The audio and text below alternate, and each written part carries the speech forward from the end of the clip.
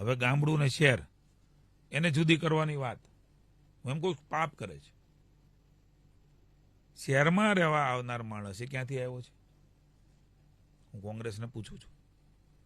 ગામડામાંથી વિકાસ કરીને પોતાની વ્યવસ્થાઓમાં પોતાના દીકરાઓને પોતાના ધંધામાં પોતાના સામાજિક પ્રસંગો દીકરા દીકરીને લગ્ન કરવા માટે શહેરમાં એ આવતો હોય છે. કોઈ કુટુંબ મોટું થાય તો એક જણો ત્યાં વ્યવસાય કરે, ગામડામાં કરે. ગામડાની અંદર સુવિધાઓ કોંગ્રેસ વખતે ગટર હતી, શુદ્ધ પીવાનું પાણી હતું, આરોગ્યની સુવિધાઓ હતી, શિક્ષણની સુવિધાઓ હતી, 24 કલાક વીજળી હતી, ટોયલેટ હતા, રોડ આરસીસીના હતા, ગટર હતી. કોંગ્રેસને કહું છું શું હતું? ગામડામાં રહેલા માણસને પણ વ્યવસ્થાઓ 29,000 કરોડ રૂપિયા રોડ એન્ડ બિલ્ડિંગ માટે ગામડાને પણ કનેક્ટિવિટીથી રોડથી જોડવાનું કામ શું કોંગ્રેસે કર્યું છે? 5-5, 6-6 કલાક શહેરમાં જવાના થતા. તમામ સુવિધાઓ ગામડામાં પણ જ્યાં શહેરમાં છે એવી જ સુવિધાઓ જ્યાં વ્યવસાય કરી શકે એના માટે 24 કલાકની વીજળી, જીઆઈડીસીઓ દરેક તાલુકામાં, જેનાથી ગામડામાં પણ એની જીવનતા એમનું જીવન એ સારી રીતે બની રહે. કોલેજો તાલુકા મથક ઉપર શું કોંગ્રેસે આપી છે? કોંગ્રેસને કોઈ અધિકાર નથી. ગામડાના લોકોનું શોષણ કરીને મત લેવાનું પાપે કોંગ્રેસે કર્યું છે.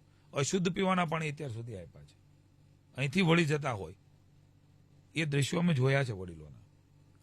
ગામડાની અંદર પણ સુવિધા માનવી ત્યાં સુવિધા અભિગમ સાથે અમે કામ કરીએ છીએ. મહેરબાની કરીને કોંગ્રેસ શું શહેરનો વિકાસ, શહેરમાં રહેતા લોકો એનો વિકાસ થાય અથવા એને સુવિધા મળે એનાથી કોંગ્રેસને વાંધો છે?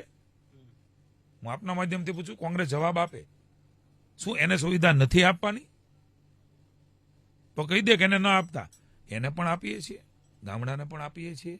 અને એટલા માટે જ બંને આંકડા જોશો ગામડાના અને શહેરના, ભારતીય જનતા પાર્ટી તરફનો ઢોળાવ એ માત્ર ને માત્ર એમના જીવનનો ઉદય એ રાજ્ય સરકારની નીતિઓના આધાર ઉપર, નાણાકીય વ્યવસ્થાપનના આધાર ઉપર કરી છે. એટલો બદલાવના કારણે જ પણ મહેરબાની કરીને કહું છું કે જ્ઞાતિ જાતિને તો જુદું કર્યું, ધર્મના આધારે પણ રાજનીતિ કરી. વોટ બેંકની રાજનીતિમાંથી બહાર નીકળો. શહેરના ગામડામાં રહેલો માણસ એક કુટુંબનો જ છે, ત્યાંથી જ આવેલો છે. એક કુટુંબને જુદા કરવાનું પાપ એ મહેરબાની કરી ન કરો.